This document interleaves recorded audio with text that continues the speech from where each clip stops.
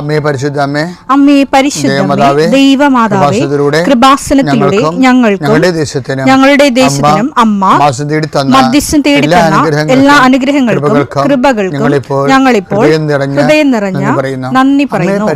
അമ്മേ പരിശുദ്ധമ്മേ ദൈവമാതാവേ, 2004 ഡിസംബർ 7 ഉച്ചകഴിഞ്ഞ് 2:30 കൃപാസനത്തിൽ സംഭവിച്ച അമ്മയുടെ പ്രത്യക്ഷപ്പെടലിനെ കുറിച്ച് തിരുസഭയ്ക്ക് സമർപ്പിച്ചിരിക്കുന്ന പഠനരേഖകളുടെ സഭാത്മകമായ പഠനം ആരംഭിക്കുവാൻ ഞങ്ങൾ പ്രാർത്ഥിക്കുന്നു. അമ്മേ പരിശുദ്ധമേ, ഭൂസ്വർലോകങ്ങളുടെ രാജ്ഞിയായ അങ്ങേയ്ക്ക് ഭൗമസംരക്ഷണത്തിനായി പ്രപഞ്ചപ്രകൃതിയെ തന്നെ തിരുസഭ പ്രതിഷ്ഠിക്കുവാൻ ഈ പ്രത്യക്ഷീകരണം വഴി ഇടയാക്കണമേ. പരിശുദ്ധമേ, ജപമാല മാതാവേ, സകല കൃപാസനം പ്രാർത്ഥനയോടും ചേർത്ത് ഞങ്ങളിപ്പോൾ പ്രാർത്ഥിക്കുന്ന ഈ കുടുംബത്തിന്റെ പ്രത്യേക നിയോഗം മക്കളെ, അമ്മയുടെ പ്രത്യക്ഷീകരണത്തിന്റെ ഈ അനുഗ്രഹവേളയിൽ ഞങ്ങൾക്ക് സാധിച്ചു തരുവാൻ കനിയണമേ. ആമേൻ. വിശ്വാസ പ്രമാണം. സർവശക്തനായ പിതാവും ആകാശത്തിന്റെയും ഭൂമിയുടെയും സൃഷ്ടാവുമായ ദൈവത്തിൽ ഞാൻ വിശ്വസിക്കുന്നു. അവിടുത്തെ ഏകപുത്രനും ഞങ്ങളുടെ കർത്താവുമായ ഈശോമിശിഹായിലും ഞാൻ വിശ്വസിക്കുന്നു. ഈ പുത്രൻ പരിശുദ്ധാത്മാവിനാൽ ഗർഭസ്ഥനായി കന്യകാമറിയത്തിൽ നിന്ന് പിറന്ന് പൊന്തിയോസ് പീലാത്തോസിന്റെ കാലത്ത് പീഡകൾ സഹിച്ച് കുരിശിൽ തറയ്ക്കപ്പെട്ട് മരിച്ച് അടക്കപ്പെട്ട് പാതാളങ്ങളിൽ ഇറങ്ങി മരിച്ചവരുടെ ഇടയിൽ നിന്ന് 3-ാം നാൾ ഉയർത്ത് സ്വർഗത്തിലേക്ക് എഴുന്നള്ളി സർവശക്തിയുള്ള പിതാവായ ദൈവത്തിന്റെ വലതുഭാഗത്തിരിക്കുന്നു. അവിടെ നിന്ന് ജീവിക്കുന്നവരെയും മരിച്ചവരെയും വിധിക്കുവാൻ വരുമെന്നും ഞാൻ വിശ്വസിക്കുന്നു.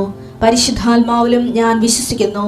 വിശുദ്ധ കത്തോലിക്കാ സഭയിലും പുണ്യവാന്മാരുടെ ഐക്യത്തിലും പാപങ്ങളുടെ മോചനത്തിലും ശരീരത്തിന്റെ ഉയർപ്പിലും നിത്യമായ ജീവിതത്തിലും ഞാൻ വിശ്വസിക്കുന്നു. ആമേൻ.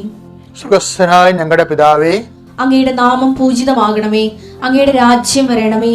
അങ്ങയുടെ തിരുമനസ് സ്വർഗത്തിലെ പോലെ ഭൂമിയിലും ആകണമേ. അന്നു വേണ്ടുന്ന ആഹാരം ഇന്ന് ഞങ്ങൾക്ക് തരണമേ. ഞങ്ങളോട് തെറ്റ് ചെയ്യുന്നവരോട് ഞങ്ങൾ ക്ഷമിക്കുന്നത് പോലെ ഞങ്ങളുടെ തെറ്റുകൾ ഞങ്ങളോടും ക്ഷമിക്കണമേ. ഞങ്ങളെ പ്രലോഭനത്തിൽ ഉൾപ്പെടുത്തരുതേ, തിന്മയിൽ ഞങ്ങൾ രക്ഷിക്കണമേ. ആമേൻ. നന്മ നിറഞ്ഞ മറിയമേ, സ്വസ്തി. കർത്താവ് അങ്ങയുടെ കൂടെ സ്ത്രീകളിൽ അങ്ങ് അനുഗ്രഹിക്കപ്പെട്ടവളാകുന്നു. അങ്ങയുടെ ഉദരത്തിൻ ഫലമായി ഈശോ അനുഗ്രഹിക്കപ്പെട്ടവനാകുന്നു. പരിശുദ്ധ മറിയമേ, തമ്പുരാന്റെ അമ്മേ, പാപികളായ ഞങ്ങൾക്ക് വേണ്ടി ഇപ്പോഴും ഞങ്ങളുടെ മരണസമയത്തും തമ്പുരാനോട് അപേക്ഷിക്കണമേ. ആമേൻ. കർത്താവേ, നിന്റെ ഉന്നതമായ നാമത്തിന് സ്തോത്രം ചെയ്യുന്നു. കർത്താവേ, നിന്റെ വിശുദ്ധ പൗരോഹിത്യത്തെ മഹത്വപ്പെടുത്തണം. കർത്താവേ, സഭയിലുള്ള സാന്നിധ്യം പ്രകടമാക്കണമേ. 40 വർഷം അർപ്പിച്ച കുർബാനയുടെ യോഗ്യതയാൽ കൃപാസ്ഥാനത്താരെ ജീവനോടെ പ്രത്യക്ഷപ്പെട്ട പരിശുദ്ധ അമ്മയുടെ പ്രത്യക്ഷീകരണ സ്ഥിരീകരണത്തിനായി ഇന്ന് കൃപാസ്ഥാനത്താരെ നടക്കുന്ന 10,000-കണക്കിന് മനുഷ്യരുടെ പ്രാർത്ഥനയോട് കൂടെ ദൈവവേദലെ ഞാൻ നിന്നെ ഈശോനാമത്തിൽ ആസ്വദിക്കുന്നു. മാതാവിൻ്റെ പ്രത്യക്ഷീകരണത്തിൽ ഇന്ന് വരെ നടന്നിട്ടുള്ള എല്ലാ അനുഭവ സാക്ഷികളുടെയും സാക്ഷ്യങ്ങൾ നിനക്കും ഈ നിമിഷം നിൻ്റെ ഏറ്റവും വലിയ സങ്കടകരമായ അവസ്ഥകളെ അതിജീവിക്കാൻ ദൈവം നിന്നെ സഹായിക്കട്ടെ എന്ന് പ്രാർത്ഥിക്കുന്നു. നീ ഭയപ്പെടുന്ന വ്യക്തികൾ, നീ സങ്കടപ്പെടുന്ന കാര്യങ്ങൾ, നീ എന്ത് ചെയ്യും, എങ്ങനെ അതിജീവിക്കും എന്ന് വേദനിക്കുന്ന വിഷയങ്ങൾ, അതിൻ്റെ മേലെല്ലാം കർത്താവിൻ്റെ ആത്മാവ് പ്രവർത്തിക്കട്ടെ. കർത്താവേ, ആശുപത്രി കഴിയുന്നവരെ, കർത്താവേ, ഓരോരോ ജീവിക്കാൻ വേണ്ടി ഓരോരോ ജോലിക്ക് പോകുന്നവരെ, ജോലി അന്വേഷിച്ച് പോകുന്നവരെ, ജോലി നഷ്ടപ്പെട്ടവരെ, വിസ പ്രോസസ്സിംഗ് ഇരിക്കുന്നവരെ, വിസ നഷ്ടപ്പെട്ടു പോയവരെ, പുതുക്കാൻ വേണ്ടി പരിശ്രമിക്കുന്നവരെ, നാട്ടിലെ ജോലിക്ക് ശ്രമിക്കുന്നവരെ, അതിൻ്റെ പരീക്ഷ എഴുതുന്നവരെ, അതിൻ്റെ പരീക്ഷ റിസൾട്ട് കാത്തിരിക്കുന്നവരെ, കർത്താവേ, പലതരത്തിലുള്ള ജപ്തി നടപടികൾ, പലതരത്തിലുള്ള കോടതി കേസുകൾ, പലതരത്തിലുള്ള ഒത്തുതീർപ്പ് ചർച്ചകൾ, എൻ്റെ കർത്താവിൻ്റെ ഉന്നതമായ നാമത്തിൽ ഈ പ്രാർത്ഥന കൂടുന്ന നിനക്ക് മാതാവിൻ്റെ പ്രത്യേക സാന്നിധ്യം ഞാൻ ഉറപ്പു തരികയും അമ്മ നിന്നെ സഹായിക്കുകയും ഈശോ നിന്നെ അനുഗ്രഹിക്കുകയും ചെയ്യട്ടെ. പ്രിയപ്പെട്ടവരെ, കഴിഞ്ഞ ദിവസങ്ങളിലൊക്കെ നമ്മൾ കണ്ടത് വിശ്വാസത്തിന് അതിൻ്റെ ഡിഗ്രി അനുസരിച്ചുകൊണ്ട് ഇപ്പം കർത്താവ് പറഞ്ഞില്ലേ, ഞങ്ങളുടെ വിശ്വാസത്തെ വർദ്ധിപ്പിക്കണമെന്ന് പറഞ്ഞില്ലേ, വിശ്വാസത്തെ വർദ്ധിപ്പിക്കണമേ. അവരുടെ കർത്താവിനോട് ശിഷ്യന്മാരെ നടത്തിയ ഒരു പ്രാർത്ഥനയാണത്. ലൂക്കാ 17:5. അപ്പോൾ അപ്പോസ്തലന്മാർ കർത്താവിനോട് പറഞ്ഞു, ഞങ്ങളുടെ വിശ്വാസം വർദ്ധിപ്പിക്കണമേ. കർത്താവിനോട് ഈ അപ്പോസ്തലന്മാർ 2 കാര്യം ചോദിച്ചിട്ടുള്ളേ. ഒന്നെന്താണ്? ഞങ്ങളെ പ്രാർത്ഥിക്കാൻ പഠിപ്പിക്കണമേ, അല്ലേ? പിന്നെന്താ? ഞങ്ങളുടെ വിശ്വാസം വർദ്ധിപ്പിക്കണമേ. അപ്പോൾ വിശ്വാസം വർദ്ധിപ്പിക്കണമേ എന്ന് ചോദിക്കുമ്പോൾ അപ്പോസ്തലന്മാർക്ക് മനസ്സിലായി, വിശ്വാസം നമ്മൾ കാണുന്ന പാരമ്പര്യ കേവല വിശ്വാസത്തെക്കാൾ ഉപരി അതിൻ്റെ ഓരോ ഘട്ടങ്ങളും വളർച്ചയിലേക്കാണത് പോയിക്കൊണ്ടിരിക്കണം എന്നറിയാം. അങ്ങനെയാണ് പറയുന്നത്, ഞങ്ങളുടെ വിശ്വാസം വർദ്ധിപ്പിക്കണമേ. അപ്പോൾ നമ്മൾ കഴിഞ്ഞ ദിവസം കണ്ടായിരുന്നു, 10 ദിവസമാണ് അങ്ങനെ കർത്താവിനോട് ചോദിച്ചത്. ഇതിന് 10 ദിവസം അവസാനം ആ വിശ്വാസത്തിൻ്റെ വർദ്ധിത രൂപങ്ങളെക്കുറിച്ച് വളരെ കുറഞ്ഞ കാലം കൊണ്ട് ശരിക്കും മനസ്സിലാക്കിയ ഒരാളാണ്. അതുകൊണ്ടാണ് നമ്മൾ കഴിഞ്ഞ ആഴ്ച കണ്ടത്. എന്താണ് 2 പത്രോസിൻ്റെ 1:5 പറഞ്ഞതിൽ, വിശ്വാസത്തെ സുഹൃതം കൊണ്ടും, സുഹൃതത്തെ ജ്ഞാനം കൊണ്ടും, ജ്ഞാനത്തെ ആത്മസംയമനം കൊണ്ടും, ആത്മസംയമനത്തെ ക്ഷമ കൊണ്ടും, ക്ഷമയെ സഹോദര സ്നേഹം കൊണ്ടും, സഹോദര സ്നേഹത്തെ ഉപവി കൊണ്ടും പൂർണ്ണമാക്കാൻ പറയും. അതാരാ പറഞ്ഞത്? വിശ്വാസം വർദ്ധിപ്പിക്കണമേ എന്ന് കർത്താവിനോട് 10 ദിവസം പണ്ട് ചോദിച്ചു. ആ 10 ദിവസത്തിൻ്റെ വിശ്വാസം പിന്നീട് വർദ്ധിച്ചിട്ട് പുതിയ വിശ്വാസത്തിൻ്റെ മുന്തിയ രൂപങ്ങളായി മാറുന്നത് 10 ദിവസം മനസ്സിലാക്കി. തൻ്റെ ജീവിതത്തിലൂടെയാണ് ഇതെല്ലാം 10 ദിവസം മനസ്സിലാക്കിയത്. അപ്പം നിങ്ങൾക്ക് സഹോദര സ്നേഹം ഉണ്ടെങ്കിൽ അതിൻ്റെ അർത്ഥം നിങ്ങൾക്ക് ഉപവി ഉണ്ടെങ്കിൽ, സഹോദര സ്നേഹത്തെക്കാൾ വലുതാണ് ഉപവി. RSV ബൈബിളിൽ, ഇപ്പം മലയാളം ബൈബിളിൽ ഉപവി എന്ന് എഴുതിയിട്ടുണ്ട്. ഈ സ്ഥലത്ത് RSV ബൈബിളിൽ എഴുതിയിരിക്കുന്നത് ലവ് എന്ന് മാത്രമാണ്. പക്ഷെ യഥാർത്ഥത്തിൽ എന്താണത്? ഈ വിശ്വാസത്തിൻ്റെ അവസാന രൂപമാണത്. അത് ലവ് അല്ല ശരിക്കും പറഞ്ഞത്. ആ ലവിനേക്കാൾ ഉപരി അത് ലവ് പരസ്പര സഹോദര സ്നേഹം മുകളിലുണ്ടല്ലോ, പിന്നെ ലവ് എന്ന് പറയേണ്ട കാര്യമില്ല. ആ ലവ് എന്ന് പറയുന്നത് ശരിക്കും വന്നിരിക്കുന്നത് ഉപവിയാണ്. ഉപവിക്കൊരു പ്രശ്നമുണ്ട്. എന്താണ് ഈ ഉപവി അവസാനം പറയണത്? ഉപവിയാണ് വിശ്വാസത്തിൻ്റെ ലാസ്റ്റ് രൂപം. നമ്മൾ ഉപവിയുടെ മലയാളമൊക്കെ തിരക്കി കഴിഞ്ഞാൽ ദാനം, അങ്ങനെയൊക്കെയുള്ള സമർപ്പണം, സ്നേഹം എന്നൊക്കെ ഉള്ളു. ശരിക്കും പറഞ്ഞ ഉപവി ഫലത്തിൽ ബൈബിൾ ശാസ്ത്രപരമായിട്ട് ഉപവി എന്ന് പറഞ്ഞാൽ എന്താണത്? എന്തുകൊണ്ടാണ് നമ്മൾ ഈ ഉപവിയെക്കുറിച്ച് സീരിയസ് ആയിട്ട് ചിന്തിക്കേണ്ട കാര്യം എന്ന് വെച്ചാൽ, ഈ വിശ്വാസം വർദ്ധിപ്പിക്കണമെന്ന് പറയുമ്പോൾ വർദ്ധിച്ച വിശ്വാസത്തിൻ്റെ ലാസ്റ്റ് ഭാഗമായിട്ട് കാണുന്നത് എന്താണ്? ഉപവിയാണ്. അതാണ് ഉപവി. നമ്മൾ പറഞ്ഞ അർത്ഥത്തിൽ ഒന്നും നിൽക്കണില്ല. എൻ്റെ കയ്യും തലയും പിന്നെ പുറത്ത് വരുന്നത് നമുക്ക് കാണാം. ഒതുങ്ങണില്ല, ഒതുങ്ങാത്ത സംഭവമാണ് ഉപവി. കാര്യം മലയാളത്തിന് വേറെ വാക്കില്ല. എന്താ സംഭവം? നിന്റെ ഇടത് കൈ ചെയ്യുന്നത് വലത് കൈ അറിയാതിരിക്കേണ്ട ദിശ പറയത്തില്ല. 6:3 നീ ധർമ്മദാനം ചെയ്യുമ്പോൾ അത് രഹസ്യമായിരിക്കേണ്ടതിന് നിന്റെ വലത് കൈ ചെയ്യുന്നത് ഇടതു കൈ അറിയാതിരിക്കട്ടെ. അതൊരു ഫിഗറേറ്റീവ് വർത്തമാനമാണ്. പക്ഷെ വലത് ചെയ്യുന്ന ഇടത് കൈ അറിയാതിരിക്കട്ടെ. അപ്പോൾ അതിനൊരു കാര്യമുണ്ട്. എന്താണ്? രഹസ്യത്തെ അറിയുന്ന പിതാവ്, 10:6 രഹസ്യങ്ങൾ അറിയുന്ന നിന്റെ പിതാവ് നിനക്ക് പ്രതിഫലം നൽകും. ഉപവിയുടെ പ്രശ്നം എന്ന് പറയുന്നത് പ്രതിഫലം, നാട്ടിൽ നിന്നോ വീട്ടിൽ നിന്നോ പേര്, സൽപ്പേര്, നല്ല പേര്, അല്ലെങ്കിൽ നമുക്ക് ആൾക്കാരുടെ സഹവർത്തിത്വം, മനുഷ്യനിൽ നിന്ന് വരുമാനങ്ങളൊന്നും ഇല്ലാത്ത സാധനമാണ് ഉപവി. പിന്നെന്താണ്? അത് രഹസ്യമാണ്. അത് ആരുതാണ്? അതുകൊണ്ടാണ് ഈശോ പറയണത്, ഞാൻ രോഗിയായിരുന്നു, നിങ്ങൾ എന്നെ സന്ദർശിച്ചു. അപ്പോൾ നമ്മുടെ ബന്ധുക്കൾ രോഗിയായിരുന്നു, നമ്മുടെ അപ്പൻ, അമ്മ, ഭർത്താവ്, ഭാര്യ, കുഞ്ഞുങ്ങളെല്ലാം രോഗികളായിരുന്നു. വന്നാലും നമുക്കൊരു ബന്ധവുമില്ല, അഡ്രസ്സുമില്ല, അറിയാനും പാടില്ലാത്ത ആൾക്കാർ, അവരെയും നമ്മുടെ സ്നേഹത്തിൻ്റെ വലയിൽ കൊണ്ടുവരണം. അതിനാണ് ഉപവി എന്ന് പറയുന്നത്. അവരെ ആരായിട്ട് കാണണം? അവരെ യേശുവായിട്ട് കാണണം. അതാണ് ഉപവി എന്ന് പറഞ്ഞാൽ. അതിൻ്റെ രഹസ്യത്തിൽ അറിയുന്ന പിതാവ് നിനക്ക്. ഞാൻ ഒരു കാര്യം പറയട്ടെ, നിങ്ങളുടെ ഭർത്താവ് തന്നെ വിചാരിച്ചോ, നിങ്ങളുടെ ചെറുപ്പകാലത്തെ ആശുപത്രി കിടക്കും, നിങ്ങൾ അവിടെ സ്വറായും പറഞ്ഞിരിക്കും, അവസാനം ക്ഷീണം തീരുമ്പോൾ കാശും ബില്ലും കൊടുത്ത് പോരും. പക്ഷെ ഏതെങ്കിലും ഒരു കാലത്ത് നമ്മൾ വെന്റിലേറ്ററായി പോകും. ഭർത്താവിൻ്റെ ഭാര്യയ്ക്കോ ആർക്കാരും ചിലക്ക് ബോധം ഉണ്ടാകത്തില്ല. അവളുടെ ശരീരം നമ്മൾ ചൂടുവെള്ളത്തിൽ അവർ കുളിക്കാൻ പറ്റാത്ത കാരണം നമ്മൾ ഒപ്പുകയാണ്.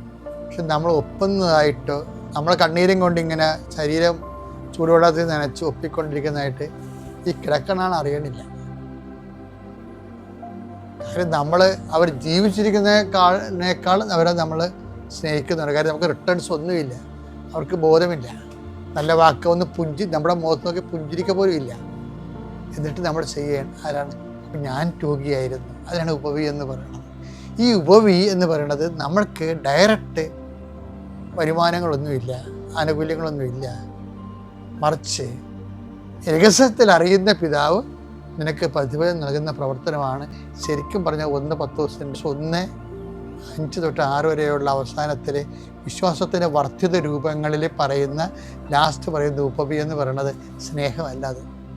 സ്നേഹത്തിനേക്കാൾ വലുത് ഇങ്ങോട്ട് റിട്ടേൺസ് ഭൗതികമായിട്ട് ക്യാഷ് ആൻഡ് കൈൻഡ് ഇല്ലാതെ, ഒരു പുഞ്ചിരി പോലും ഇല്ലാതെ അതിനെ ക്രിസ്തുവായിട്ട് കണ്ടുകൊണ്ട് ക്രിസ്തുവിൽ നിന്ന് നിത്യതയെ കിട്ടുന്ന റീഫണ്ടിനെ ഉദ്ദേശിക്കുന്ന കാര്യങ്ങളാണ് ബൈബിളിൽ ഉപവി എന്ന് പറയുന്നത്. അങ്ങനെ ഒരു കുറച്ച് സെറ്റെങ്കിൽ നിങ്ങളുടെ കയ്യിൽ ഉണ്ടാകണം, നല്ലതാണ് കേട്ടോ. എല്ലാത്തിനും നല്ല പേരും സൽപ്പേരും മേടിച്ച് ഗുഡ് എന്നൊക്കെ പറഞ്ഞു കാണുന്നത് കാര്യമില്ല. ഒരിക്കലും ഗുഡ് കിട്ടാത്ത കുറേ ആൻസർ പേപ്പർ നമ്മുടെ കയ്യിൽ ഉണ്ടാകണം. നമ്മൾ ഇംഗ്ലീഷ് മീഡിയത്തിൽ കുഞ്ഞുങ്ങളെ കൊണ്ട് ചേർക്കുമ്പോൾ തന്നെ എനിക്ക് ഗുഡ് കിട്ടിയത് മുന്നേ പിള്ളേരെ വരാൻ കണ്ടില്ലേ, ഒരു ഗുഡും കിട്ടാത്തൊരു കാലം ഉണ്ടാകും. ഒരു ജീവിതത്തിൻ്റെ പരീക്ഷ പേപ്പറിൽ ഒറ്റ ഗുഡുമില്ലാത്ത ഒരു പരീക്ഷ പേപ്പർ കൊണ്ടായിരിക്കും നമ്മൾ കർത്താവിൻ്റെയൊക്കെ പോകുന്നത്. അതിന് ഉപവി എന്ന് പറയും. എൻ്റെ പേര് റിനു. ഞാൻ വരുന്നത് എറണാകുളം ജില്ലയിലെ പിഴല സെൻറ്റ് ഫ്രാൻസിസ് സേവ്യർ ഇടവക അംഗമാണ്. ഞാനിപ്പോൾ ഈ സാക്ഷ്യം പറയാൻ വേണ്ടി അയർലൻഡിൽ നിന്ന് വരികയാണ്. ഇതിനു വേണ്ടി മാത്രമാണ് ഞാൻ ഇന്ന് വരുന്നത്. എൻ്റെ ജീവിതത്തിൽ സംഭവിച്ച വലിയൊരു പ്രതിസന്ധിയിൽ നിന്ന് പരിശുദ്ധ അമ്മ എന്നെ കൈ ഉയർത്തി പിടിച്ചുയർത്തിയ ഒരു വലിയൊരു അനുഭവം നിങ്ങളുമായി പങ്കുവയ്ക്കാനാണ് ഞാനിവിടെ നിൽക്കുന്നത്. എൻ്റെ ജോലി സംബന്ധമായിട്ടുള്ളൊരു വലിയൊരു പ്രതിസന്ധിയിലായിരുന്നു ഞാൻ. പക്ഷെ അതിന് മുന്നേ ഞാൻ ഈ കൃപാസനത്തെക്കുറിച്ച് അറിയുന്നത് കൃപാസനം പത്രം വഴിയാണ്. അന്ന് ഞാൻ 2018 ഇവിടെ വന്ന് ഉടമ്പടി എടുക്കുന്നത്. മെയ് 5-ാം തീയതി. അന്ന് എൻ്റെ പ്രശ്നം എന്ന് പറയുന്നത് ഒരു കുഞ്ഞായിരുന്നു. ഞാൻ കല്യാണം കഴിഞ്ഞ് 1.5 വർഷമായിട്ട് എനിക്കൊരു കുഞ്ഞില്ലായിരുന്നു. അതേസമയം ജോലി ഉണ്ടായിരുന്നില്ല. എനിക്ക് ഏറ്റവും പ്രിയപ്പെട്ട എൻ്റെ അപ്പച്ചൻ വേർപെട്ടു പോയി. അപ്പോൾ ആ ഒരു പ്രതിസന്ധിയിലായിരുന്നു ഞാൻ ഇങ്ങോട്ടേക്ക് കടന്നു വന്നത്. ഞാൻ മാതാവിനോട് പ്രാർത്ഥിച്ചു. എൻ്റെ ഉടമ്പടി 3 മാസം തികയുന്നതിന് മുന്നേ ഞാൻ പ്രഗ്നൻ്റായി. എനിക്കൊരു ആരോഗ്യമുള്ളൊരു ആൺകുഞ്ഞിനെ എൻ്റെ അമ്മ തന്നു. അതിനുശേഷം ഞാൻ പിന്നീട് കൊറോണ സമയം വന്നു, വെള്ളപ്പൊക്കം, ഇതെല്ലാം സമയം വന്നപ്പോൾ എനിക്ക് ഉടമ്പടിയിൽ നിലനിൽക്കാൻ പറ്റിയില്ല. ഞാൻ പക്ഷേ എന്നാലും കുഞ്ഞിനെ ഇവിടെ കൊണ്ടുവന്നു, മാതാവിനെ കാണിച്ചു. ഞാനൊരു കൃതജ്ഞത എഴുതിയിട്ടു, മാതാവിൻ്റെ ഗ്രോട്ടോയുടെ മുമ്പിൽ എഴുതിയിട്ടു. എന്നിട്ട് ഞാൻ ഇവിടെ നിന്ന് പോയി. പിന്നീട് എനിക്ക് ഉടമ്പടി നിബന്ധനകൾ പാലിക്കാൻ പറ്റിയില്ല. അതിന് ഞാൻ മാതാവിന് ക്ഷമ പറയുന്നു. പിന്നീട് ഞാൻ OET അതെല്ലാം കഴിഞ്ഞ് പ്രോസസ്സിങ് കഴിഞ്ഞ് ഞാൻ അയർലൻഡിലേക്ക് പോയി. 2022 സെപ്റ്റംബർ 7-ാം തീയതിയാണ് ഞാൻ അയർലൻഡിലേക്ക് പോകുന്നത്. അന്ന് എനിക്ക് എക്സ്പീരിയൻസിൽ ഗ്യാപ്പ് വന്നു. കുഞ്ഞിനെ പ്രഗ്നൻ്റ് ആയ സമയത്തൊക്കെ 3 വർഷത്തെ ഗ്യാപ്പ് ഉണ്ടായിരുന്നു. അപ്പോൾ വെറും ഒരു 5 മാസം ഒരു സ്റ്റിൽ വർക്കിംഗ് കാണിച്ചിട്ടാണ് ഞാൻ അന്ന് ഇവിടെ നിന്ന് പോകുന്നത്. അപ്പോൾ എൻ്റെ ഉള്ളിലാകെ ടെൻഷനായിരുന്നു. ജോലി, എനിക്ക് എൻ്റെ നഴ്സിംഗ് പ്രൊഫഷൻ, എനിക്ക് എല്ലാം ഓർത്തെടുത്ത് ചെയ്യാൻ പറ്റുമോ, ഇതൊക്കെ ഭയങ്കര ടെൻഷനുള്ള കാര്യങ്ങളായിരുന്നു. അതോടൊപ്പം തന്നെ എൻ്റെ കുഞ്ഞ് 3 വയസ്സായിട്ടും സ്പീച്ച് ഡിഫിക്കൽട്ടി ഉണ്ടായിരുന്നു. അപ്പോൾ ഞാൻ ഇവിടെ നിന്ന് പോകുമ്പം മാതാവിൻ്റെ ഒരു ഗ്രോട്ടോയിൽ ചെന്ന് അമ്മയോട് കരഞ്ഞ് പ്രാർത്ഥിച്ചു. എൻ്റെ കുഞ്ഞിന് അവൻ പറയുന്നത് മനസ്സിലാക്കാൻ എനിക്കേ പറ്റുള്ളൂ. പക്ഷേ ഇനി ഞാനിങ്ങോട്ട് പോകുമ്പോൾ എൻ്റെ പാരൻസിനും എൻ്റെ ഹസ്ബൻഡിനും അവൻ പറയുന്നത് എന്താണെന്ന് മനസ്സിലാക്കാനുള്ള ഒരു കൃപ കൊടുക്കണേ മാതാവേ എന്ന് കരഞ്ഞ് പ്രാർത്ഥിച്ചിട്ടാണ് ഞാൻ ഇവിടെ നിന്ന് പോകുന്നത്. അപ്പോൾ ഈ 2 ടെൻഷനുമായിട്ട് ഞാൻ അങ്ങോട്ട് ചെന്നു. അയർലൻഡിൽ ചെന്ന് ജോലി സ്റ്റാർട്ട് ചെയ്തു. ആദ്യത്തെ 3 മാസം എനിക്ക് പ്രശ്നങ്ങളൊന്നും ഉണ്ടായിരുന്നില്ല. എൻ്റെ മാനേജർ എനിക്ക് ഭയങ്കര സപ്പോർട്ടായിരുന്നു. പക്ഷേ അതേസമയം എൻ്റെ കുഞ്ഞിൻ്റെ കാര്യം ഓർത്ത് എനിക്ക് ഭയങ്കര ടെൻഷനായിരുന്നു. അവൻ്റെ കാര്യങ്ങൾ പറയാൻ പറ്റുന്നില്ല. കൂടിപ്പോയാൽ ഒരു വാക്കൊക്കെ അവനെ സംസാരിക്കാൻ പറ്റുന്നുള്ളൂ. അവൻ ആക്ഷനാണ് കാണിക്കുന്നത്. അപ്പം ഞാൻ അങ്ങനെ വിഷമിച്ചൊരു ദിവസം പ്രാർത്ഥിക്കുന്ന സമയത്താണ് എനിക്ക് യൂട്യൂബിൽ കൃപാസനത്തിൻ്റെ സാക്ഷ്യം വരുന്നത്. അപ്പോഴാണ് ഞാൻ ഓർക്കുന്നത് ഞാൻ എൻ്റെ പഴയ ഉടമ്പടിയെ പറ്റി. എനിക്ക് എൻ്റെ അമ്മ തന്ന കുഞ്ഞാണല്ലോ ഇവൻ, ഞാൻ എന്തുകൊണ്ട് അമ്മയെ മറന്നുപോയി. ആ ഒരു നിമിഷം ഞാൻ ശരിക്കും പൊട്ടിക്കരഞ്ഞു. ഞാൻ അപ്പം തന്നെ ഓൺലൈൻ ഉടമ്പടി എടുത്തു. ഞാൻ അമ്മയോട് കുറേ ക്ഷമ പറഞ്ഞു. അന്ന് തൊട്ട് ഞാൻ നിബന്ധനകൾ പാലിക്കാൻ തുടങ്ങി. പക്ഷേ അന്ന് അമ്മേനെ ഉടമ്പടി എടുപ്പിച്ചത് എൻ്റെ ജീവിതത്തിൽ വരാൻ പോകുന്ന വലിയൊരു പ്രതിസന്ധിയിൽ നിന്ന് അമ്മേനെ കരകയറ്റാനായിരുന്നു. അപ്പോൾ എൻ്റെ നഴ്സിംഗ് മാനേജർ ആ സമയം ജോലി മാറിപ്പോയി. പിന്നീട് ഞങ്ങളുടെ ഇടയിൽ നിന്ന് ഒരു സ്റ്റാഫ് നഴ്സ് മാനേജറായിട്ട് സെലക്ട് ചെയ്തു. അപ്പോഴാണ് എൻ്റെ പ്രതിസന്ധികൾ സ്റ്റാർട്ട് ചെയ്യുന്നത്. എനിക്ക് സ്ട്രെസ് ഉണ്ടായിരുന്നു, ടെൻഷൻ ഉണ്ടായിരുന്നു, ടൈം മാനേജ് ചെയ്യാൻ നല്ല ബുദ്ധിമുട്ടുണ്ടായിരുന്നു ജോലിയിൽ. കൂടാതെ പേഷ്യൻസ് പറയുന്ന കാര്യങ്ങളൊക്കെ മനസ്സിലാക്കാൻ, അവരുടെ ലാംഗ്വേജ് ഇംഗ്ലീഷ് മനസ്സിലാക്കാനുള്ള ബുദ്ധിമുട്ട്, ഐറിഷ് ആയിട്ടുള്ളൊരു അവരുടെ ആ ഒരു രീതി നമുക്ക് മനസ്സിലാക്കാൻ ബുദ്ധിമുട്ടായിരുന്നു. അപ്പോൾ ഈ കൂടെ നിന്നൊരു ആൾ നേഴ്സ് മാനേജർ ആയിക്കഴിഞ്ഞപ്പോൾ ആ സ്റ്റാഫിന് എന്നെ പറ്റി ശരിക്കും അറിയാം, എൻ്റെ സ്ട്രെസ്സിനെ പറ്റി അറിയാം. അപ്പോൾ അവരെന്നെ കൂടുതൽ ഒബ്സർവ് ചെയ്യാൻ തുടങ്ങി, അവരെൻ്റെ പുറകെ വരാൻ തുടങ്ങി. കൂടാതെ ക്ലിനിക്കൽ ഇൻസ്ട്രക്ടർ കുറേ ക്വസ്റ്റ്യൻസ് ചോദിക്കാനും അങ്ങനെ ഇങ്ങനെയൊക്കെ തുടങ്ങി. അപ്പം എനിക്ക് ആകെ ടെൻഷനായി, എൻ്റെ ജോലിയിൽ എനിക്ക് ശ്രദ്ധിക്കാൻ പറ്റാതെയായി, ടൈം മാനേജ് ചെയ്യാൻ പറ്റുന്നില്ല. അപ്പോഴും ഞാൻ ഉടമ്പടിയിൽ ഉറച്ചു നിന്നു. മാതാവിനോട് എന്നും ജപമാല ചൊല്ലി കരഞ്ഞ് പ്രാർത്ഥിച്ചു. ഓൺലൈനായിട്ട് കുർബാന കാണും. പ്രേക്ഷിത പ്രവർത്തനമായിട്ട് ഞാൻ എല്ലാവർക്കും സാക്ഷ്യങ്ങൾ അയച്ചു കൊടുക്കും. എനിക്കറിയാവുന്ന എല്ലാ മലയാളികളോടും, പറ്റുന്ന ഐറിഷ് ആയിട്ടുള്ള ചില ആൾക്കാർ കേൾക്കാൻ സന്നദ്ധരാവും, അവരോടും ഞാൻ മാതാവിനെ പറ്റി പറയും, എനിക്ക് കിട്ടിയ അനുഗ്രഹം പറയും. അതോടൊപ്പം തന്നെ ഞാൻ കാരുണ്യപ്രവൃത്തിയായിട്ട് നാട്ടിലേക്ക് പൈസ അയച്ചു കൊടുക്കുമായിരുന്നു. അപ്പോൾ അവരത് ഓൾഡ് ഏജ് ഹോമിലോ അല്ലെങ്കിൽ ഓർഫണേജിലോ അവിടെ കൊണ്ടുപോയി അവർ പൈസ കൊടുക്കുമായിരുന്നു. അങ്ങനെ കാരുണ്യപ്രവൃത്തികൾ ഞാൻ മുടങ്ങാതെ ചെയ്തു. അപ്പോൾ എൻ്റെ വിഷമം കണ്ടപ്പോൾ ഫാമിലിയിൽ നിന്ന് എല്ലാവരും പറഞ്ഞു, ഒരു കാര്യം ചെയ്യും, നീ ഫാമിലി വിസ വെക്ക്, ചിലപ്പോൾ നിനക്ക് കുഞ്ഞിനെ കാണാത്തതിൻ്റെ സങ്കടമായിരിക്കും. അപ്പോൾ കുഞ്ഞിനെയും ഹസ്ബൻഡിനെയും കൂടി കൊണ്ടുവരാമെന്ന് തീരുമാനിച്ചു. അങ്ങനെ ഫാമിലി വിസയ്ക്ക് വെച്ചു. അത് അത്ഭുതകരമായിട്ട് മാതാവ് 20 ദിവസം കൊണ്ട് എനിക്ക് ഫാമിലി വിസ തന്നു. അതോടൊപ്പം അക്കോമഡേഷൻ നോക്കി. അക്കോമഡേഷൻ നോക്കുന്ന സമയത്തും അയർലൻഡിൽ അക്കോമഡേഷൻ കിട്ടാന്ന് പറഞ്ഞാൽ വളരെ ഒരു ടഫായിട്ടുള്ളൊരു കാര്യമാണ്. അപ്പോൾ എൻ്റെ ഉള്ളിലെ ടെൻഷൻ എന്ന് പറയുന്നത് എനിക്ക് അവരോട് പറഞ്ഞ് മനസ്സിലാക്കാൻ പറ്റണം, എൻ്റെ ലാംഗ്വേജ് എനിക്ക് ഇമ്പ്രൂവ് ആകാനായിട്ടുള്ളതും അതേപോലെ അവരോട് ഞാൻ പറയുമ്പോൾ അവർക്കത് മനസ്സിലാവണേ എന്നുള്ളത് എൻ്റെ മുൻപിലെ വലിയൊരു പ്രശ്നമായിരുന്നു. അപ്പോൾ ഞാൻ മാതാവിനോട് കരഞ്ഞ് പ്രാർത്ഥിച്ചു, എന്നും മുടങ്ങാതെ കാശുരൂപം ഞാൻ എവിടെയും കൊണ്ടുപോകും. അപ്പോൾ ഈ സമയം എൻ്റെ ഹസ്ബൻഡ് ഇവിടെ വന്ന് എനിക്ക് വേണ്ടി ഉടമ്പടി എടുത്തു. എൻ്റെ ഈ പ്രതിസന്ധികളെല്ലാം കണ്ടപ്പം അദ്ദേഹം ഇവിടെ വന്ന് ഉടമ്പടി എടുത്തു. അദ്ദേഹം ഡേറ്റ് ഇട്ട് പ്രാർത്ഥിച്ചു. ഫെബ്രുവരി 14 എന്നുള്ളൊരു ഡേറ്റ്, 2023 ഫെബ്രുവരി 14 എന്നുള്ളൊരു ഡേറ്റിൽ മാതാവ് ഒരു അക്കോമഡേഷൻ കാണിച്ചു തരണമെന്ന് പ്രാർത്ഥിച്ചു. പിന്നെ എൻ്റെ ഹസ്ബൻഡ് എന്ന് പറയുന്നത് അദ്ദേഹം പ്രാർത്ഥനാ ജീവിതത്തിൽ സ്ഥിരത ഇല്ലാതിരുന്ന ഒരാളാണ്. അപ്പോൾ എൻ്റെ ഉള്ളിലെ ആഗ്രഹം എന്ന് പറയുന്നത് അദ്ദേഹം ഉടമ്പടി എടുക്കുക വഴി അദ്ദേഹത്തിനെ വിശ്വാസത്തിലേക്ക് കൊണ്ടുവരിക എന്നുള്ളതായിരുന്നു. അപ്പോൾ ഞാൻ മാതാവിനോട് പ്രാർത്ഥിച്ചിരുന്ന അക്കോമഡേഷൻ കിട്ടാനായിരുന്നില്ല. മാതാവേ, അദ്ദേഹം ഡേറ്റ് ഇട്ട് പ്രാർത്ഥിച്ച ആ ഫെബ്രുവരി 14 അദ്ദേഹത്തിന് എന്തെങ്കിലും ഒരു അത്ഭുതം കാണിച്ചു കൊടുക്കണം, അദ്ദേഹത്തിൻ്റെ വിശ്വാസം വർദ്ധിക്കണം. ഇത് മാത്രമായിരുന്നു ഞാൻ പ്രാർത്ഥിച്ചത്. ഇതോടൊപ്പം തന്നെ എൻ്റെ കുഞ്ഞിന് സ്പീച്ച് തെറാപ്പി സ്റ്റാർട്ട് ചെയ്തു. അപ്പോൾ കുഞ്ഞിന് വളരെ ഇമ്പ്രൂവ്മെൻറ്റും സ്റ്റാർട്ട് ചെയ്തായിരുന്നു. അതിനും മാതാവിന് ഞാൻ നന്ദി പറഞ്ഞായിരുന്നു. അങ്ങനെ അക്കോമഡേഷൻ കറക്റ്റ് ഫെബ്രുവരി 14 മാതാവ് എനിക്ക് ഒരുക്കി തന്നു. അതും ഞാൻ രാവിലെ എനിക്ക് ഒരു മെയിലും ഒന്നും വന്നില്ല. അപ്പോൾ എനിക്ക് ഭയങ്കര വിഷമമായി. മാതാവ്, എനിക്കൊന്നും വരുന്നില്ലല്ലോ, ഞാൻ എന്ത് ചെയ്യും, അദ്ദേഹത്തിൻ്റെ വിശ്വാസം തകർന്നു പോകുമെന്ന് പറഞ്ഞ് ഞാൻ രാവിലെ എൻ്റെ ബാഗും എടുത്ത് ഞാൻ വെറുതെ ഇറങ്ങി പുറത്തോട്ട്. എന്നിട്ട് മെയിലുകളും കോൺടാക്റ്റുകളൊക്കെ ഇടയ്ക്കിടയ്ക്ക് ചെക്ക് ചെയ്തുകൊണ്ടിരുന്നു, ആരെങ്കിലും ഒന്ന് വിളിക്കാൻ വേണ്ടിയിട്ട്. ഒരു വൈകുന്നേരം 4 മണിക്ക് ഒരു വ്യക്തി എന്നെ കോൺടാക്റ്റ് ചെയ്തു. അദ്ദേഹം പറഞ്ഞു, വ്യൂവിങ്ങിന് തയ്യാറാണോ എന്ന് ചോദിച്ചു. അപ്പോൾ ഞാൻ പറഞ്ഞു, ആ റെഡിയാണെന്ന് പറഞ്ഞ് ഞാൻ ചെന്നു. സാധാരണ ഒരു വ്യൂവിങ്ങിന് വിളിക്കുമ്പം അവിടെ മിനിമം ഒരു 30 അല്ലെങ്കിൽ 15 പേരെങ്കിലും ഉണ്ടാവും വ്യൂവിങ്ങിന്. പക്ഷെ ഞാനന്ന് അവിടെ ചെല്ലുമ്പം ഞാൻ കണ്ടത് ഞാൻ മാത്രം, ആ വ്യക്തി ഞാൻ മാത്രം വ്യൂവിങ്ങിന് അവിടെ നിൽക്കുവാണ്. ആ ഓണർ എന്നോട് കാര്യങ്ങളൊക്കെ സംസാരിച്ചു.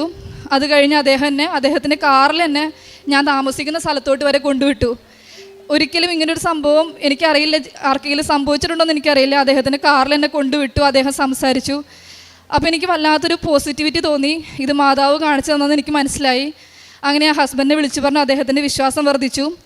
അങ്ങനെ ഞാൻ അദ്ദേഹത്തിന് എനിക്ക് ഓക്കെയാണ് ഈ അക്കോമഡേഷൻ എന്ന് പറഞ്ഞപ്പോൾ ഫെബ്രുവരി 20 എനിക്ക് കരാർ എഴുതി തന്നു. അങ്ങനെ വിസയും ലഭിച്ചു, അക്കോമഡേഷനും ലഭിച്ചു. എൻ്റെ ഫാമിലി മാർച്ച് 24 അവിടെ എത്തി, 2023.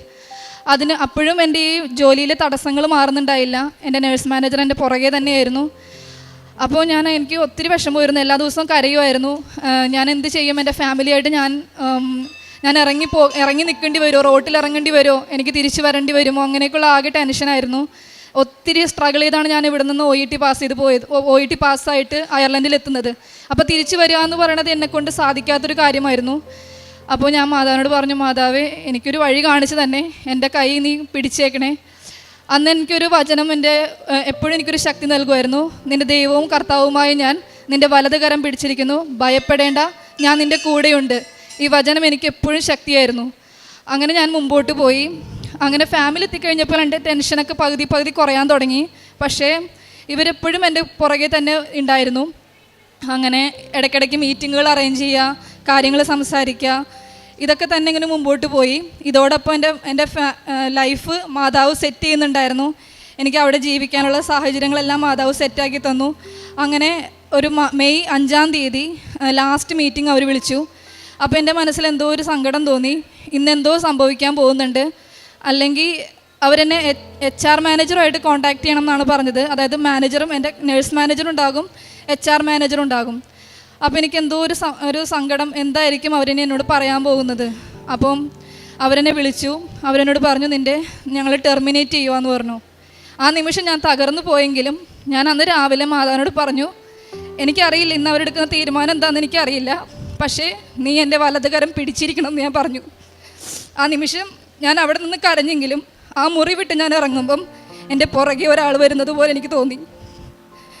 ഞാനപ്പം മാതാവിനോട് പറഞ്ഞു, ഞാനപ്പോഴും മാതാവിനോട് പ്രാർത്ഥിച്ചുകൊണ്ടിരിക്കുക, വിശ്വാസ പ്രമാണം ചൊല്ലിക്കൊണ്ടിരിക്കാം. എൻ്റെ ഭർത്താവ് പെട്ടെന്ന് ടെൻഷനാവുന്ന ആളായിരുന്നു. അപ്പോഴും ഞാൻ അദ്ദേഹത്തെ വിളിച്ച് ഞാൻ ഈ കാര്യം പറഞ്ഞു, ഇങ്ങനെ സംഭവിച്ചു എന്ന് പറഞ്ഞപ്പം അദ്ദേഹം എന്നോട് പറഞ്ഞത്, സാരമില്ല, നീ ഇങ്ങോട്ട് പോരെ, നമുക്ക് വേറെ ജോലി നോക്കാം. ഇതെന്നെ വല്ലാതെ സ്ട്രൈക്ക് ചെയ്തു. കാരണം ഇങ്ങനെ അദ്ദേഹം സംസാരിക്കാറില്ല, അദ്ദേഹം ടെൻഷൻ അടിക്കുന്ന ഒരാളാണ്. അപ്പോൾ എനിക്ക് മനസ്സിലായി മാതാവിന് എന്നെക്കുറിച്ച് എന്തോ ഒരു പദ്ധതിയുണ്ട്, എൻ്റെ നാശത്തിനല്ല എൻ്റെ ക്ഷേമത്തിനാണെന്ന് എനിക്ക് മനസ്സിലായി. അന്ന് തന്നെ എൻ്റെ കൂടെ വർക്ക് ചെയ്യുന്ന ഒരു മെയിൽ സ്റ്റാഫ് നേഴ്സ് എന്നോട് പറഞ്ഞു, നീ ഒട്ടും വിഷമിക്കേണ്ട. അദ്ദേഹം മൗറീഷ്യസുകാരനാണ്. അദ്ദേഹം പറഞ്ഞു, നീ ഒട്ടും വിഷമിക്കേണ്ട, എനിക്ക് പരിചയമുള്ളൊരു നേഴ്സ് മാനേജർ ഇവിടെ ഒരു നേഴ്സിംഗ് ഹോമിൽ വർക്ക് ചെയ്യുന്നുണ്ട്, നിൻ്റെ ബയോഡാറ്റ തരാൻ പറഞ്ഞു. ഞാൻ അപ്പം തന്നെ ബയോഡാറ്റ അയച്ചു കൊടുത്തു. അന്നൊരു വെള്ളിയാഴ്ചയായിരുന്നു, അന്ന് ഞാൻ അയച്ചു കൊടുത്തു. ശനി ഞായർ അവിടെ വർക്കിംഗ് അല്ല. പക്ഷേ തിങ്കളാഴ്ച രാവിലെ തന്നെ എനിക്ക് മെയിൽ വന്നു, നിന്നെ ഇൻ്റർവ്യൂവിന് വിളിക്കുകയാണ്, നീ വരണം എന്ന് പറഞ്ഞു. അപ്പോൾ ഞാൻ റെഡിയാണെന്ന് പറഞ്ഞ് ഞാൻ മെയിൽ അയച്ചു. ബുധനാഴ്ച ഇൻ്റർവ്യൂ കഴിഞ്ഞ് ഞാൻ സെലക്റ്റഡായി. വെറും 3 ദിവസം കൊണ്ട് മാതാവ് എനിക്കൊരു നല്ല നഴ്സിംഗ് ഹോമിലൊരു ജോലി തന്ന് അനുഗ്രഹിച്ചു. അങ്ങനെ എനിക്ക് വളരെ സന്തോഷമായി. അത് കഴിഞ്ഞ് ഓറിയൻറ്റേഷൻ ക്ലാസ്സുകളെല്ലാം കഴിഞ്ഞ് തന്നെ ഞാൻ വളരെ പെട്ടെന്ന് ആ ജോലിയിൽ ജൂൺ 6-ാം തീയതി ഞാൻ ജോയിൻ ചെയ്തു. ഇത്രയും ഫാസ്റ്റായിട്ട് എനിക്ക് നടക്കുമെന്ന് എനിക്കറിയില്ല, വേറൊരു ജോലി കിട്ടുകയെന്ന് പറഞ്ഞാൽ എനിക്കറിയില്ല. പെട്ടെന്ന് തന്നെ എൻ്റെ കാര്യങ്ങളെല്ലാം ശരിയായി. പിന്നീട് അങ്ങോട്ടേക്ക് എൻ്റെ ലൈഫിൽ സംഭവിച്ചത് അത്ഭുതങ്ങളായിരുന്നു. എൻ്റെ ലൈഫ് വളരെ സ്മൂത്തായി. ഞാൻ ആ നഴ്സിംഗ് ഹോമിലേക്ക് ചെല്ലുമ്പോൾ കണ്ടത് ഒരു വളരെ സപ്പോർട്ടീവായിട്ടുള്ളൊരു നേഴ്സ് മാനേജർ, വളരെ സപ്പോർട്ടീവായിട്ടുള്ളൊരു ടീം, ഇങ്ങനെ എല്ലാവരും വളരെ സപ്പോർട്ട്. അതായത് ഞാൻ ഹോസ്പിറ്റലിൽ കണ്ട സിറ്റുവേഷനിൽ നിന്ന് വളരെ എൻറ്റയർലി ഡിഫറൻ്റ് ആയിട്ടുള്ളൊരു അന്തരീക്ഷം. എനിക്ക് വളരെ സന്തോഷമായി. എൻ്റെ സ്ട്രെസ്സുകളൊക്കെ കുറഞ്ഞു. പിന്നെ അങ്ങോട്ടേക്ക് മാതാവിൻ്റെ കോൺഫിഡൻസ് കൂട്ടുന്ന സംഭവങ്ങളൊക്കെ ആയിരുന്നു ഉണ്ടായിരുന്നത്. എന്നെ ഉയർത്തിക്കൊണ്ട് വരാൻ നോക്കി. എൻ്റെ പോസിറ്റിവിറ്റി, എൻ്റെ കോൺഫിഡൻസ്, ഇതെല്ലാം ഉയർത്തിക്കൊണ്ട് വന്നു. അങ്ങനെ ഞാൻ ജോലിയിൽ സെറ്റായി. അപ്പോഴും എൻ്റെ ഉള്ളിലൊരു വിഷമമുണ്ടായിരുന്നു. കാരണം ഒരു ജോലി നഷ്ടപ്പെട്ടാൽ നമുക്ക് പിന്നെ ക്രിട്ടിക്കൽ പെർമിറ്റ് എന്ന് പറഞ്ഞൊരു സംഭവമുണ്ട് അവിടെ, വിസ കാര്യങ്ങൾ. അപ്പോൾ നമ്മൾ വീണ്ടും അത് സ്റ്റാർട്ട് ചെയ്യണം. അപ്പോൾ ഓൾറെഡി എൻ്റെ 9 മാസം അവിടെ കഴിഞ്ഞായിരുന്നു ഹോസ്പിറ്റലിൽ. അപ്പോൾ ഞാൻ വീണ്ടും ക്രിട്ടിക്കൽ പെർമിറ്റ് സ്റ്റാർട്ട് ചെയ്തു. അപ്പോൾ എൻ്റെ 9 മാസം വേസ്റ്റായി. എൻ്റെ കൂടെ വന്ന കൂട്ടുകാർക്കൊക്കെ 2 വർഷം ആകുമ്പോൾ സ്റ്റാമ്പ് 4 കിട്ടും. അപ്പോൾ ഞാനാണെങ്കിൽ പിന്നെയും 1 വർഷവും കൂടി വെയിറ്റ് ചെയ്യണം. അപ്പോൾ ഞാൻ ഓക്കെ, സാരമില്ല, പോട്ടെ, എൻ്റെ മാതാവ് എന്നെ വലിയൊരു ടെൻഷനിൽ നിന്ന് രക്ഷിച്ചല്ലോ എന്ന് ഞാൻ നന്ദി പറഞ്ഞു. അങ്ങനെ ഞാൻ മുമ്പോട്ട് പോയി. അതിനിടയ്ക്ക് ജൂൺ 15-ന് എൻ്റെ കുഞ്ഞിനൊരു ആക്സിഡൻറ്റ് സംഭവിച്ചു. ഞങ്ങൾ അന്നേരം അറിയാലോ, അയർലൻഡിൽ നമുക്ക് ഫാമിലി ഒന്നുമില്ല. അപ്പം ആകെ ടെൻഷൻ അടിച്ചു പോയി.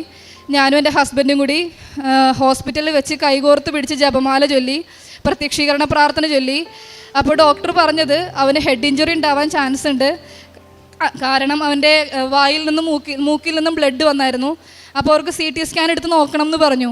ഞങ്ങൾ രണ്ടുപേരും കൈകോർത്ത് പിടിച്ച് മുട്ടിപ്പായി പ്രാർത്ഥിച്ചു. അതിൻ്റെ ഫലമായിട്ട് CT സ്കാൻ നോർമലായി. അപ്പോഴും ഡോക്ടർക്ക് സംശയം. ഡോക്ടർ പറഞ്ഞു, നിങ്ങളിപ്പോൾ പോകാൻ വരട്ടെ, ഒരു 9 മണിക്കൂറെങ്കിലും നിങ്ങളൊരു ഒബ്സർവേഷനിൽ കിടക്കണം, നിങ്ങൾ രാവിലെ വിടാമെന്ന് പറഞ്ഞു. അപ്പോൾ ഞങ്ങൾ പിന്നെയും പ്രാർത്ഥിച്ചുകൊണ്ടിരുന്നു, വിശ്വാസ പ്രമാണം ചൊല്ലി. അദ്ദേഹം പറഞ്ഞു, ഒരു കുഞ്ഞ് എഴുന്നേറ്റ് നടന്ന് ടോയ്ലറ്റിൽ പോകണം, എന്നിട്ട് നിങ്ങൾ പോയാൽ മതി എന്ന് പറഞ്ഞു. അവനെന്തെങ്കിലും ഫ്രാക്ചറോ കാര്യങ്ങളോ ഉണ്ടോ എന്ന് അവർക്ക് അറിയണം എന്ന് പറഞ്ഞു. അങ്ങനെ രാവിലെ ഒരു 5 മണിയായപ്പോൾ കുഞ്ഞ് തന്നെ എന്നോട് പറഞ്ഞു, അമ്മ എനിക്ക് ടോയ്ലറ്റിൽ പോകണം എന്ന് പറഞ്ഞപ്പം അവൻ തന്നെ എഴുന്നേറ്റ് ടോയ്ലറ്റിൽ പോയി. ഇത് അവരുടെ സ്റ്റാഫെല്ലാം കണ്ടു. അങ്ങനെ അവർ ഡോക്ടറെ റിപ്പോർട്ട് ചെയ്തു. രാവിലെ 10 മണിക്ക് അവർ ഡിസ്ചാർജ് ആക്കി. അതുകൂടാതെ ഒരു പൈസ പോലും മുടക്കേണ്ടി വന്നില്ല. അവർ ഫ്രീ ആയിട്ട് അവർ പറഞ്ഞു നിങ്ങൾ പോയിക്കോ, ഒന്നും തരണ്ടെന്ന് പറഞ്ഞു. അങ്ങനെ ആ വലിയൊരു അപകടത്തിൽ നിന്ന് എൻ്റെ കുഞ്ഞിനെ പരിശുദ്ധ അമ്മ രക്ഷപ്പെടുത്തി. അത് കഴിഞ്ഞ് എൻ്റെ ഹസ്ബൻഡിന് ഒരു ചെറിയൊരു കുരു പോലെ രൂപപ്പെട്ടു. അത് വളരെ വലിയൊരു കുരുവായിരുന്നു. അപ്പം ഞങ്ങൾ ആകെ ടെൻഷൻ അടിച്ചു. അദ്ദേഹത്തിന് പ്രൈവറ്റ് പാർട്ടിലായിരുന്നു ആ കുരു. അദ്ദേഹത്തിന് നടക്കാൻ പറ്റുന്നില്ല, ഇരിക്കാൻ പറ്റുന്നില്ല. ആ കുരു ഒത്തിരി വലുതായിരുന്നു. അപ്പോൾ അദ്ദേഹം തീരുമാനിച്ചു എന്നാൽ പിന്നെ എമർജൻസി ലീവ് എടുത്ത് നാട്ടിൽ പോകാം, അത് കീറിക്കളയാമെന്ന് വിചാരിച്ചു. അപ്പോൾ ഞങ്ങൾ ഓക്കെ അങ്ങനെ ആകട്ടെ, എന്നാൽ അത് തന്നെ വേറെ വഴിയുള്ളൂ എന്ന് വിചാരിച്ചിട്ട് ഞാനും എൻ്റെ ലീവ് അറേഞ്ച് ചെയ്യാൻ നോക്കി. അന്ന് രാത്രി ഞാൻ വിഷമിച്ചിട്ട് മാതാവിനോട് പറഞ്ഞു, മാതാവേ അദ്ദേഹത്തിന് നാട്ടിൽ പോകാതെ ഇതിൽ നിന്ന് അമ്മ രക്ഷിക്കണേന്ന് പറഞ്ഞു. അങ്ങനെ ഞാൻ ഉടമ്പടി തൈലെടുത്ത് അവിടെ ആ കുരുവുമേൽ പുരട്ടി. രാവിലെ നോക്കുമ്പം അദ്ദേഹം കിടന്ന സ്ഥലം ഒരു വലിയൊരു വട്ടത്തിൽ ബ്ലഡും പഴുപ്പും ഇങ്ങനെ ചുറ്റും കിടക്കുക. അദ്ദേഹം അറിഞ്ഞിട്ടില്ല.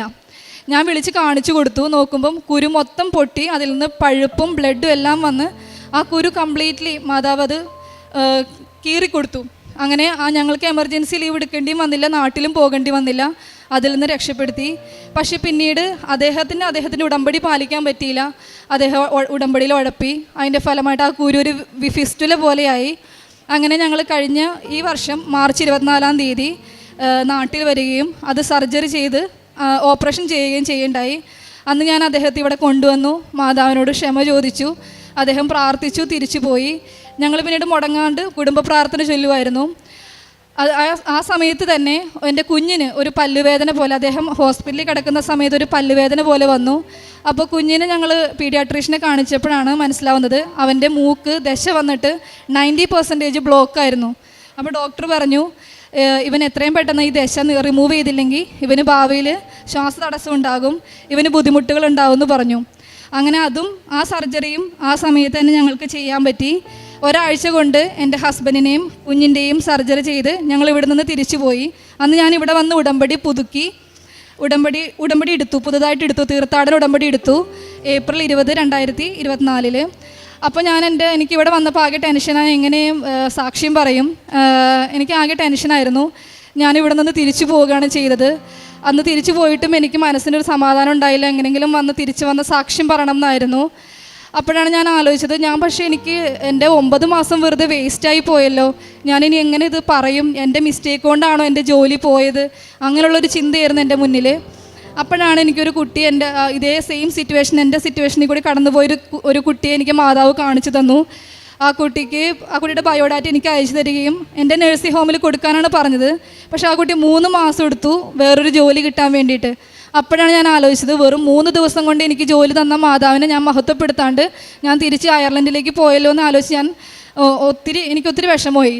അതിനുശേഷം എൻ്റെ ഒരു ഫ്രണ്ട് പറഞ്ഞു, നീ വിഷമിക്കേണ്ട, നിനക്ക് സ്റ്റാമ്പ് 4 കിട്ടും, നീ ഇപ്പോൾ റൂള് മാറിയിട്ടുണ്ട്, ക്രിട്ടിക്കൽ പെർമിറ്റ് നിനക്ക് ക്രിട്ടിക്കൽ പെർമിറ്റിൽ നിനക്ക് 20 മാസം കാണിച്ചാൽ മാത്രം മതി, നിനക്ക് എംപ്ലോയർ ആരായാലും കുഴപ്പമില്ല എന്ന് പറഞ്ഞു. അങ്ങനെ ഞാൻ സ്റ്റാമ്പ് 4 വെച്ചു. ഈ കഴിഞ്ഞ മാസം സെപ്റ്റംബർ 17-ാം തീയതി മാതാവ് എനിക്ക് സ്റ്റാമ്പ് 4 തന്നു. അപ്പോൾ ഇത്രയും വലിയൊരു അനുഗ്രഹം തന്നപ്പോൾ പിന്നെ എനിക്ക് ഇരിക്കാൻ പറ്റിയില്ല. ഞാൻ വേഗം ടിക്കറ്റ് എടുത്തു, ഞാൻ ഇങ്ങോട്ടേക്ക് വന്നു സാക്ഷ്യം പറയാൻ വേണ്ടിയിട്ട്. ഇത്രയും വലിയ അനുഗ്രഹം നൽകിയ പരിശുദ്ധ അമ്മയ്ക്കും ഈശോയ്ക്കും 1000 നന്ദി. ഞാൻ പ്രേക്ഷിത പ്രവർത്തനമായിട്ട് സാക്ഷ്യങ്ങൾ എല്ലാവർക്കും അയച്ചു കൊടുക്കുമായിരുന്നു. അന്ന് ഉടമ്പടി എടുത്തപ്പോൾ ഞാനിവിടുന്ന് 4 കെട്ട് പത്രം വാങ്ങിച്ചുകൊണ്ട് പോയി എല്ലാവർക്കും കൊടുത്തു. അതോടൊപ്പം തന്നെ ഞാൻ കാണുന്ന ഏതൊരു മലയാളിയാണെങ്കിലും ഞാൻ അവരോട് കൃപാസനത്തെ പറ്റി പറയും, അവരോട് ഉടമ്പടി എടുക്കാൻ പറയും. അതോടൊപ്പം വചനം വായിക്കും. പരിശുദ്ധ കുർബാന ഓൺലൈനായിട്ടാണ് കൂടുന്നത്. കുമ്പസാരിക്കാൻ സൗകര്യമില്ലാത്തതുകൊണ്ട് 1 മാസം കൂടുമ്പോഴേ പറ്റാറുള്ളൂ. ഇതൊക്കെയാണ് ഞാൻ ചെയ്തിരുന്നത്. ഇത്രയും വലിയ അനുഗ്രഹം തന്ന പരിശുദ്ധ അമ്മയ്ക്കും ഈശോയ്ക്കും 1000 നന്ദി. 46-ാം സങ്കീർത്തനത്തിൻ്റെ 10-ാം വാക്യത്തിൽ നമ്മളിങ്ങനെ വായിക്കുന്നു, ശാന്തമാകുക, ഞാൻ ദൈവമാണെന്നറിയുക, ഞാൻ ജനതകളുടെ ഇടയിൽ ഉന്നതനാണ്, ഞാൻ ഭൂമിയിൽ ഉന്നതനാണ്. പ്രിയമുള്ളവരെ, റിനു എന്ന സഹോദരി തൻ്റെ ഉടമ്പടി ജീവിത സാക്ഷ്യം പങ്കുവയ്ക്കുമ്പോൾ ദൈവത്തിൻ്റെ വലിയ ശക്തമായിട്ടുള്ള അനുഭവം ഈ സഹോദരിയുടെ ജീവിതത്തിൽ ഉണ്ടായതിന് ഈ സഹോദരി പരിശുദ്ധമ്മയ്ക്കും തിരുക്കുമാരനും നന്ദി പറയുകയാണ്. ഉടമ്പടി ജീവിതത്തിലായിരുന്നപ്പോൾ പരിശുദ്ധമ്മയുടെ ശക്തമായിട്ടുള്ള ഒരു കാവലും കരുതലും ഈ സഹോദരിക്ക് ലഭിച്ചു. തൊഴിലിൻ്റെ അവസരത്തിൽ, അതുപോലെ തന്നെ ഭർത്താവിൻ്റെ ആരോഗ്യത്തിൻ്റെ, കുഞ്ഞിൻ്റെ ആരോഗ്യത്തിൻ്റെ, കുടുംബം ആകെ കൂടി പരിശുദ്ധ അമ്മയുടെ വലിയ ശക്തമായിട്ടുള്ള തണലിൻ്റെ കീഴിലായിരിക്കുന്ന അനുഭവത്തിലേക്ക് കടന്നു വരുവാനായിട്ട് ഈ സഹോദരിക്ക് സാധിച്ചുവെന്ന് ഈ സഹോദരി നമ്മളോട് സാക്ഷ്യപ്പെടുത്തുകയാണ്. അതുപോലെ തന്നെ ഏറ്റവും ശ്രദ്ധേയമായിട്ടുള്ള കാര്യമെന്ന് പറയുന്നത് ദൈവത്തിൻ്റെ മുൻപിൽ ദൈവത്തിന് വില കൊടുത്തുകൊണ്ട് ജീവിക്കുക എന്നുള്ളതാണ്. അതുതന്നെയാണ് സങ്കീർത്തനം 46-ന്റെ 10 പറയുന്നത്, ശാന്തമാകുക, ഞാൻ ദൈവമാണെന്നറിയുക. നമ്മുടെ ജീവിതത്തിൻ്റെ തിരക്കേറിയ മേഖലകളിൽ ദൈവത്തെ തിരിച്ചറിയുവാനായിട്ട് ഒരു വ്യക്തിക്ക് സാധിക്കുമ്പോൾ, ദൈവികമായിട്ടുള്ള ചൈതന്യത്തിൽ നിലനിൽക്കുവാനായിട്ട് സാധിക്കുമ്പോഴാണ് ആ വ്യക്തിയുടെ ജീവിതത്തിൽ അനുഗ്രഹങ്ങൾ ആ വ്യക്തിക്ക് ലഭിക്കുന്നത്. ഈ സഹോദരി നമ്മളോട് പറയുന്നത് അയർലൻഡിൽ നിന്ന് സാക്ഷ്യം പറയുവാനായിട്ട് മാത്രം ഈ സഹോദരി ഇവിടെ കടന്നു വന്നു എന്നാണ്. ഇപ്പോൾ ദൈവത്തിന് കൊടുക്കുന്ന വില, ദൈവികമായിട്ടുള്ള കാര്യങ്ങൾക്ക് കൊടുക്കുന്ന പ്രാധാന്യം, ഇതൊക്കെ ജീവിതത്തിൽ ശ്രദ്ധേയമാണ്. ഈ ഉടമ്പടി സാക്ഷ്യത്തിൽ നമ്മളും ശ്രദ്ധിക്കേണ്ടത് തന്നെയാണ്. ഈ സഹോദരി ദൈവത്തിന് മുൻപിൽ കൊടുക്കുന്ന ആ വലിയ വില അത് നമ്മളുടെ ജീവിതത്തിലും പ്രാവർത്തികമാക്കുവാനായിട്ട് നമുക്ക് പരിശ്രമിക്കാം. ഈ സഹോദരിയോട് ചേർന്ന് നിന്നുകൊണ്ട് പരിശുദ്ധ അമ്മ ചൊരിഞ്ഞ എല്ലാ അനുഗ്രഹങ്ങൾക്കും കൃപകൾക്കും ഇരുകരങ്ങളും അടിച്ച് നമുക്ക് ദൈവ തിരുനാമത്തെ മഹത്വപ്പെടുത്താം.